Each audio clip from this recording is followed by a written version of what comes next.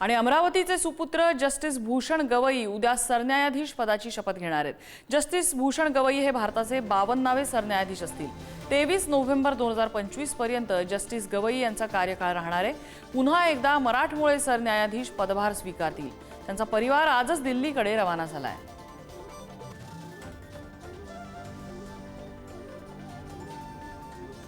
भारताचे 52वे सरन्यायाधीश म्हणून न्यायमूर्ती भूषण गवई हे पदभार स्वीकारतील।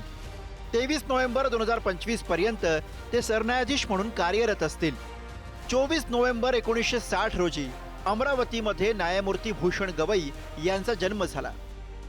रिपब्लिकन पक्षाचे दिवंगत नेते माजी राज्यपाल रासू गवई आणि कमलाताई गवई यांचे ते सुपुत्र। 6 मार्च 1985 रोजी मुंबई हायकोर्टामध्ये त्यांनी वकिली सुरू केली। 12 नोव्हेंबर 2005 मध्ये मुंबई हायकोर्टामध्ये न्यायाधीश झाले।